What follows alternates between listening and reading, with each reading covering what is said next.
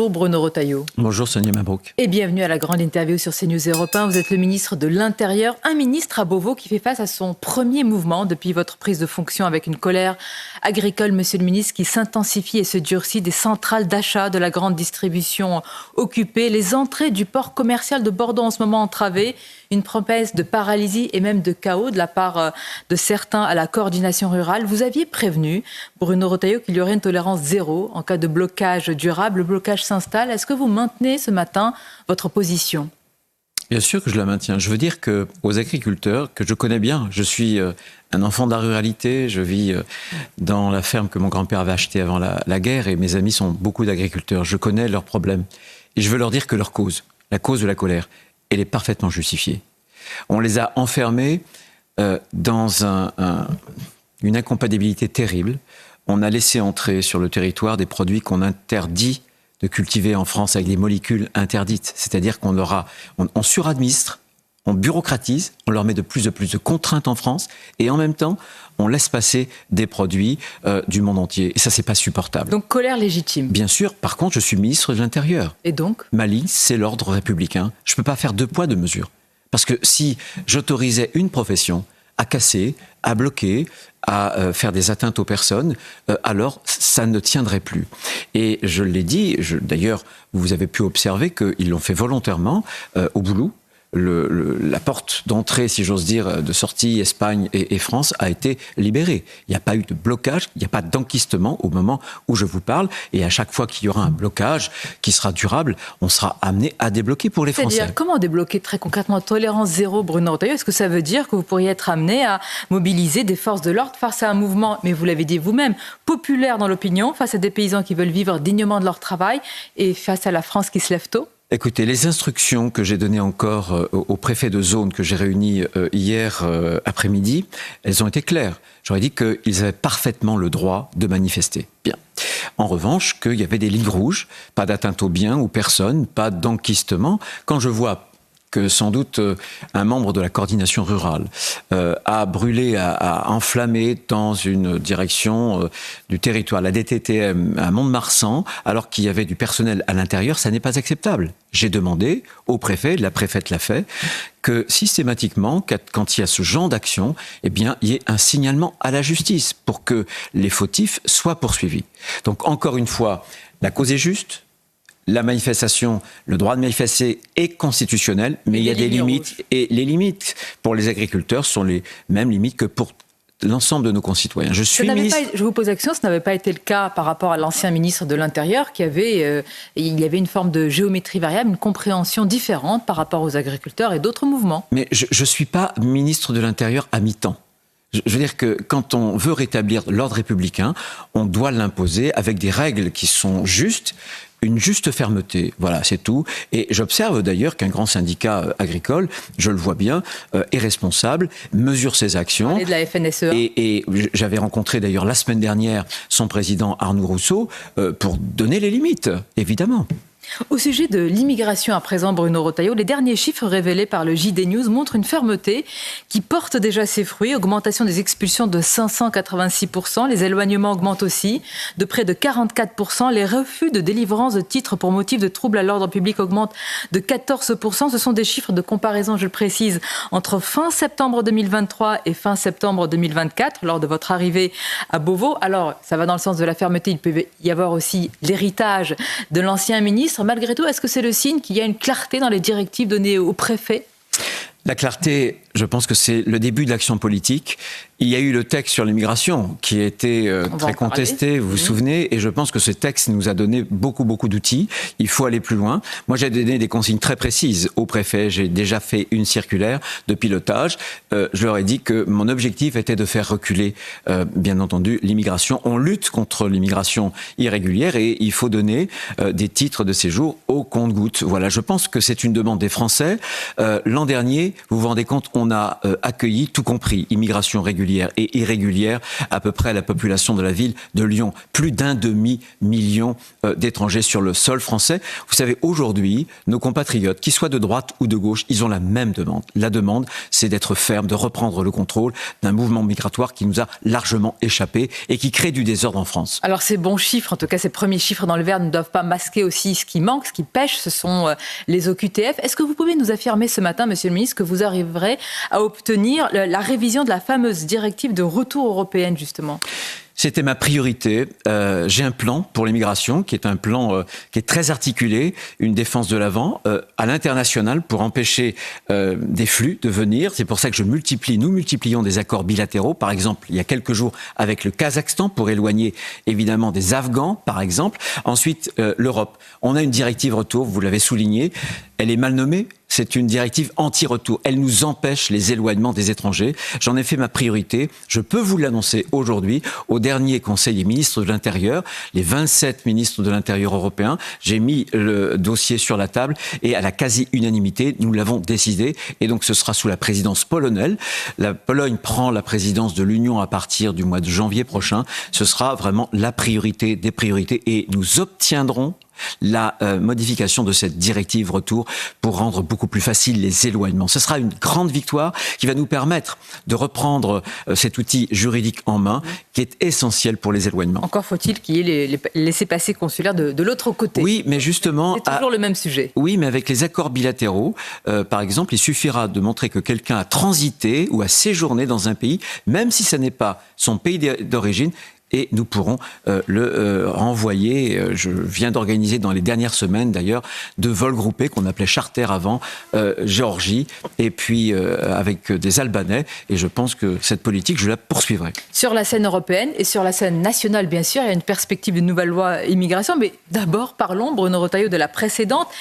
Sur le site de l'Assemblée nationale, et j'invite nos téléspectateurs et auditeurs à y aller, on découvre que seuls 27% des décrets de la loi immigration ont été promulgués. En clair, 1/3 de la loi immigration seulement est en application. On entend ce matin votre discours volontariste. Qu'est-ce que vous comptez faire pour remédier et accélérer les choses à ce niveau-là ? Vous avez raison, ces chiffres, lors de mon arrivée, je les ai découverts.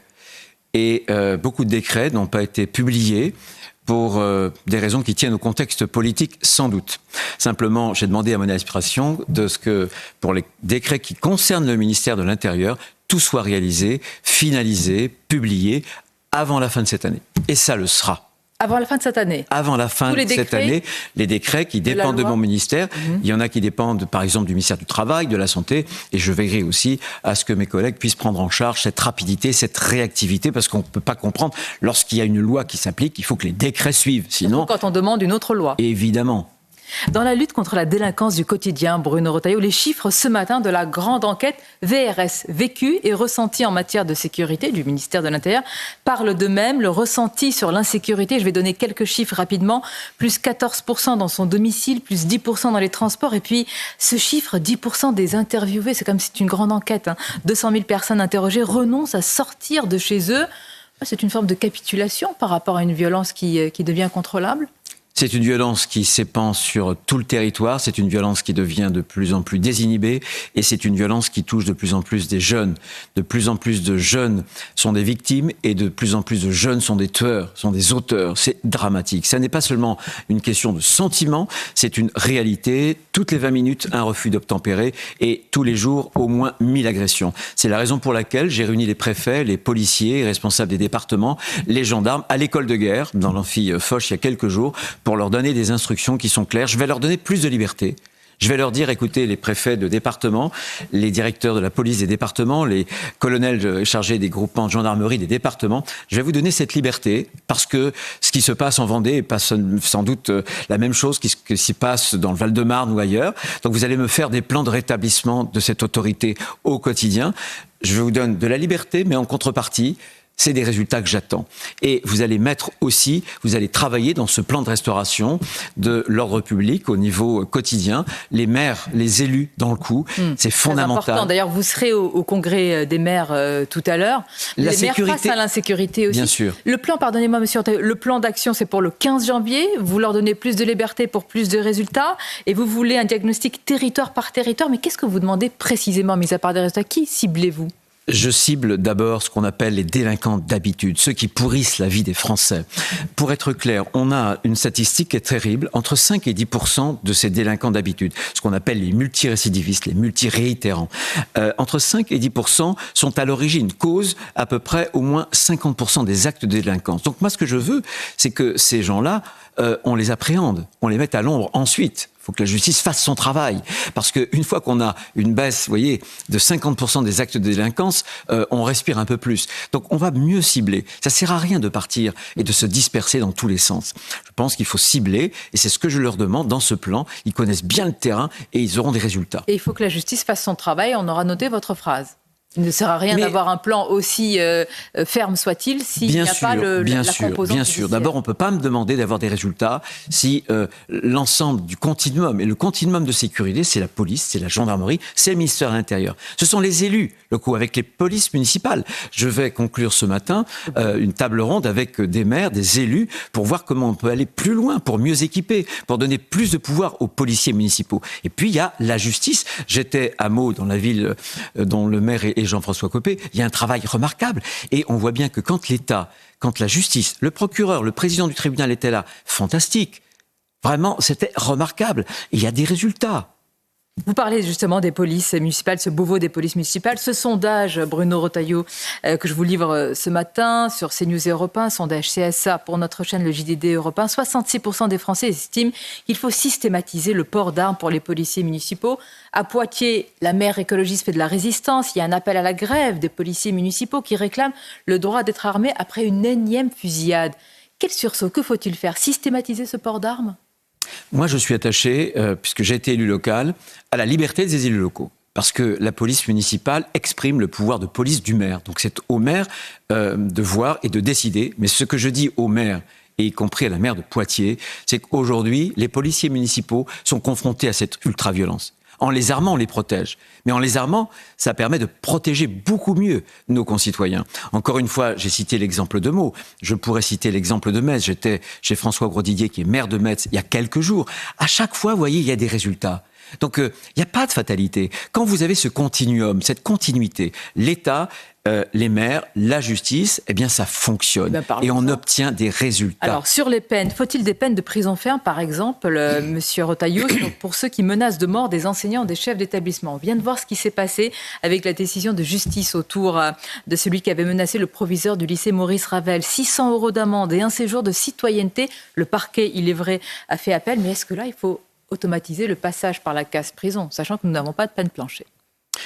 Ça reviendra à cela, si vous dites automatisation. Bon, vous y êtes favorable, mais... J'ai toujours été favorable aux peines planchées, mais les peines planchées ne sont pas dans l'arsenal dont dispose la justice. Et vous le regrettez? Très franchement, je le regrette, très franchement. La décision et la sanction, elle est trop légère. J'ai été révolté il y a quelques jours à Marseille. À Marseille, je vais vous donner un autre exemple qui m'a vraiment révolté. Le 11 novembre dernier, deux individus sans doute reliés à la DZ Mafia veulent estorquer des fonds à un commerçant, 8 000 €, et ils tabassent l'employé. Heureusement, nos policiers anticriminalité tombent dessus, comparution immédiate. Malheureusement, ils sont remis en liberté, certes sous contrôle judiciaire, et ils seront jugés, bien entendu, au mois de janvier. Mais est-ce que vous vous rendez compte ? Le commerçant, lui, qui a dénoncé ces individus, qui sans doute sont reliés à la DZ Mafia, il vit dans quel état aujourd'hui? Est-ce qu'il faut le protéger? Donc il faut vraiment que chacun assume ses responsabilités au mieux. On est dans un état où l'ultraviolence est en train de gangréner nos villes, mais nos campagnes. Il y a le narcotrafic, et ça, je suis fondamentalement engagé, parce que, là encore, c'est une des causes racines de cette ultraviolence. Quand j'ai posé la question il y a quelques jours, ici même, à votre place, sur CNews et Europe 1, au garde des Sceaux, il m'a dit qu'il n'y a pas de laxisme de la justice. Il n'y en a pas. Non, mais moi, ce que je constate, d'ailleurs, le procureur qui est encore relié, j'espère que ça durera à la chancellerie, au garde des Sceaux, a fait appel de la décision de justice à Marseille. Donc, Attention, il ne faut pas généraliser. Simplement, moi, parce que j'ai des policiers, des gendarmes qui sont en première ligne, ils ont des familles. Ils risquent gros. Et quand ils arrêtent des individus qui, otages pour les antécédents judiciaires, ont 10, 20, etc., ça les déprime. Voilà. Je ne veux pas qu'ils soient démobilisés. On a besoin de tout le monde, mais je sais que, très franchement, les magistrats font leur travail. Et eux aussi, ils subissent un poids, une contrainte de la lourdeur des procédures. Vous savez, hein, les mafias qui ont d'excellents avocats, ils se faufilent. Plus il y a de complexité dans la procédure judiciaire, plus ça profite. Donc, non pas aux plus faibles. C'est pas de l'idéologie. Ah, il peut y avoir de l'idéologie. Il peut y avoir de l'idéologie, ça c'est clair. On le sait très bien. Alors que fait-on? Parce que vous avez quand même le verbe, si je puis dire, haut sur certains sujets par rapport aux mafias. Oui. Allez-y, monsieur Retailleau, vous avez parlé de mexicanisation, qui signifie aussi, puisque rappelons, le poids des mots est important, un système quand même de corruption. Qui pourrait être généralisé dans les ports, auprès des gardiens de prison, dans nos institutions. Généralisé ne l'est pas encore, mais je l'affirme à ce micro. Il pourrait l'être. La corruption, oui. C'est pour ça qu'on comprenne bien. Pourquoi je fais de cette cause, de la lutte contre le narcobanditisme, la criminalité organisée, je veux qu'on en fasse une cause et un combat national. Et de ce point de vue-là, avec Didier Migaud, on est parfaitement alignés. Bon. Et avec le Premier ministre Michel Barnier. Ce qui est fondamental de comprendre, c'est qu'aujourd'hui, tous les territoires sont gangrénés. Tous. Le rapport sénatorial a été très très clair. Et on a bien vu qu'un certain nombre de professions, publiques comme privées, commençaient à être atteintes par des phénomènes de corruption. Donc il faut prendre le taureau par les cornes. Il y aura un texte qui sera examiné au Sénat, qui est le fruit d'ailleurs du travail de la commission d'enquête que j'avais moi-même, quand j'étais président du groupe LR au Sénat, diligenté. Eh bien, je crois qu'on va se donner les mêmes instruments qu'on s'est donnés il y a 10 ans avec le terrorisme. C'est la même chose. Moi, je veux que le sursaut que l'on a eu, le réarmement de l'État régalien qu'on a opéré pour lutter contre le terrorisme, cette année, on aura sans doute une petite dizaine d'attentats qu'on aura déjoués. Peut-être que demain, il y en aura. Mais croyez-moi, on n'en est plus du tout au même point. Eh bien, je veux maintenant qu'on réarme l'État aussi et contre la lutte.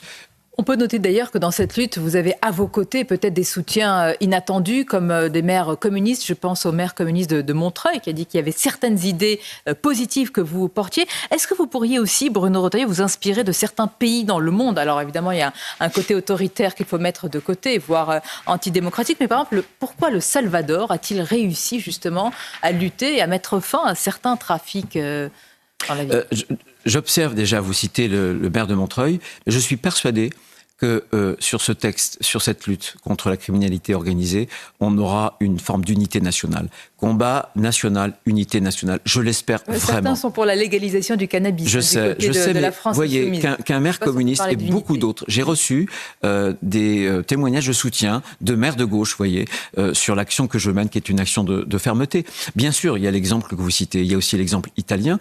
Un seul point. On a par exemple, on sait. Pardonnez-moi, quand vous dites bien sûr l'exemple que vous citez, le Salvador peut-être. Non, l'Italie. L'Italie. Par exemple, le statut des repentis. On sait que on n'a pas ce statut-là en France. Il le faut parce que c'est comme ça que l'Italie a gagné des points contre les mafias. Un autre exemple. Moi, j'ai un commissaire de police qui a failli être condamné il y a quelques semaines. Pourquoi ? Parce qu'il y avait eu un travail avec des indicateurs. Il faut donner un cadre légal. Parce que si nos policiers et nos gendarmes ne peuvent pas travailler avec des indicateurs, jamais on arrivera précisément à porter des coups fatals sur ces réseaux qui sont extrêmement puissants. Alors, vous nous direz tout à l'heure si vous avez les moyens politiques de vos ambitions, Bruno Retailleau. Mais tout d'abord, est-ce que comme le ministre de l'économie, ce matin dans le Parisien, Antoine Armand, eh bien vous dites au Premier ministre, attention à l'impôt de trop? Non, mais bien sûr. Moi, j'ai toujours. C'est quand même une pression sur le Premier ministre. C'est pas une pression. Simplement, Michel Barnier, en 15 jours, il a dû faire un des budgets les plus exigeants qu'on ait jamais fait sous la Ve République. Jamais. Vous le qualifiez d'exigeant ou vous le qualifiez d'équation totalement insoluble? Exigeant. C'était insoluble. Et la copie, elle n'est pas parfaite. C'est même pas moi qui le dis. J'utilise les mots mêmes du Premier ministre. On est bien conscient. 2 tiers d'économie, 1 tiers de dépenses. Est-ce que tout cela nous réjouit? Eh bien, non. Simplement, si ça n'était pas ça, c'était la crise financière. On va voir dans quelques jours, une grande agence de notation va donner une note en matière de dette française. Mais croyez-moi, si Michel Barnier n'avait pas eu ce courage de prendre là encore le taureau par les cornes et d'avoir un budget très très très exigeant, la crise financière, j'ai regardé ce qu'il en avait été en Grèce. C'est moins 20 à moins 50% pour les retraites publiques ou privée. C'est une baisse de salaire qui touche les plus petits salaires de moins 15 à moins 20 à moins 30%. Donc s'il ne passe pas à crise financière, hier, le ministre des... Ah mais n'en doutez pas.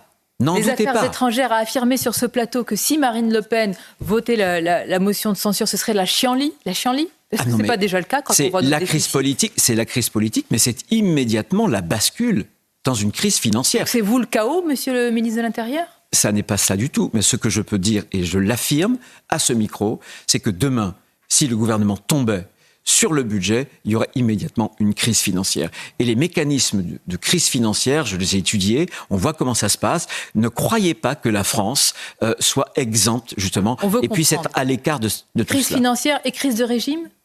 Crise financière et crise politique. Mais vous savez que la dissolution... De régime ou politique, oui. De régime et politique. Pourquoi ? Parce que la dissolution, on ne peut en faire une nouvelle... Oui. Que dans un an, enfin, qu'à l'été prochain, avec des élections au mois de septembre. Ça sert à quoi de faire tomber un gouvernement sur un budget ? Ça sert précisément à mettre le chaos financier. À bon entendeur, Marine Le Pen. C'est-à-dire Marine Le Pen, si elle appuie sur le bouton, elle met le chaos, c'est elle qui serait comptable de la situation financière. Et moi, je respecte mais chacun a sa propre politique. Mais faire tomber le gouvernement, très bien. Pour mettre un Premier ministre de gauche, pour mettre à ma place... Madame Panot, comme ministre de l'Intérieur ? C'est ce que veut le Rassemblement national ? Faire tomber un gouvernement où il y a des gens de bonne volonté, c'est l'union des bonnes volontés. Tout n'est pas parfait, j'en suis parfaitement conscient. Mais les Français nous ont donné une situation qui est compliquée, il n'y a pas de majorité au Parlement. Et vous avez imprimé votre marque, Bruno Retailleau, au ministère de l'Intérieur. Votre nom est désormais cité comme potentiel présidentiable. Reste à savoir si vous aurez les moyens de vos ambitions. Si tel n'était pas le cas, est-ce que vous assumeriez de dire « je ne peux pas agir comme je le souhaite, je ne peux pas tenir les promesses que j'ai faites notamment sur CNews et Europe 1 ce matin, je quitte donc mes fonctions ». Ah non, mais je pense que la règle est claire. Je crois que quand Michel Barnier m'a choisi pour ce poste qui est un poste très exigeant, très, très difficile, de Beauvau, il a choisi un style, il a choisi des convictions, il a choisi un homme. Chacun sait que je n'ai jamais reculé sur mes convictions. Chacun sait, et vous l'imaginez, que si demain... on m'entravait, et si demain on me demandait ou on m'imposait des contraintes qui rendraient impossible la politique, le cap que le Premier ministre lui-même m'a donné d'ailleurs, j'en tirerais les conséquences, évidemment. N'êtes-vous pas en train de préparer les conditions de votre départ ? Mais non. Ne vaut-il pas mieux partir seul, choisir son départ, que partir emporté par une motion de censure ? Je veux démontrer... Non. Très franchement, d'abord, vous avez parlé de la présidentielle. Moi, ma force, c'est ma liberté. Moi, je ne suis pas dévoré par le virus de la présidentielle. C'est ce qu'on dit au début. Je ne suis pas dans le coup d'après, ce qui me donne une forme de force et de liberté. Une anomalie alors dans la classe politique, monsieur peut-être, Retailleau. mais en tout cas, je suis là pour accomplir une mission. Pour moi, la politique, c'est un idéal. Voilà, c'est un idéal. Cet idéal, je m'y consacre. Et je veux montrer, et je le montrerai, si j'ai du temps, je le montrerai, que la politique, elle peut faire quelque chose aujourd'hui. Si vous avez du temps, vous avez tout dit. Est-ce qu'il y a des lignes rouges ? Je pense par exemple, et on connaît vos convictions depuis très longtemps sur l'euthanasie, sur le suicide assisté. Si le gouvernement ne tombe pas avant, est-ce que vous pourriez rester au sein d'un exécutif qui fait passer une telle loi ? Un projet de loi, ça me poserait des questions. C'est clair. Des questions existentielles, j'y suppose. Des questions qui sont importantes. Encore une fois, j'ai des convictions et qu'on ne me demande pas de les changer. Je me suis déjà exprimé à moult reprises. Je pense que l'objectif et la priorité, ça doit être de permettre aux Françaises, au moment où ils vont mourir, de les soulager. Mais on peut les soulager avec des soins palliatifs. C'est ce que je veux. Et je pense que le gouvernement serait bien inspiré d'avoir un grand plan massif de déploiement des services de soins palliatifs, parce qu'il y a, au moment où je vous parle, 20 départements qui en sont privés, des centaines de personnes qui vont mourir sans qu'on puisse soulager la douleur. C'est ce que moi je veux. Et je pense que l'euthanasie est une mauvaise solution. Qui est le chef de la droite aujourd'hui, monsieur Retailleau ? Vous serez demain en déplacement avec Laurent Wauquiez. Évidemment, cette image va beaucoup faire parler. Je suis très heureux de me rendre en Haute-Loire. J'imagine. Exactement. Ma question, c'est qui le chef chez de la Laurent, droite Laurent Wauquiez est le patron de notre groupe LR à l'Assemblée nationale. Et qui est le patron du patron ? Le patron du patron, aujourd'hui, il y a un parti qui n'a pas de président. Vous savez pourquoi ? Mais je pense que Laurent peut jouer à l'avenir un rôle important. Et vous aussi ? J'imagine que les Français vous voient comme candidat potentiel et présidentiable Ça doit aussi... Non, je suis pas sûr moi, les Français, j'en suis sûr, parce que je suis moi-même surpris du soutien de mes mesures de fermeté. Parfois, j'ai pu créer des polémiques, je m'en fiche. C'est en fait, en réalité, ce que pensent par bon sens les Français. Un homme d'action, donc. Totalement. Je veux démontrer que la politique n'est pas impuissante, qu'on peut bousculer la fatalité. Et ça, c'est fondamental. Qu'on soit de droite ou qu'on soit de gauche, on devra essayer de croire encore à la politique. Pour croire en la politique, il faut des actes et des résultats. Mais j'en aurai, si on me donne du temps. Merci, Monsieur Retailleau. C'était votre grande interview. Je vous dis à bientôt sur CNews et Merci. Europe 1.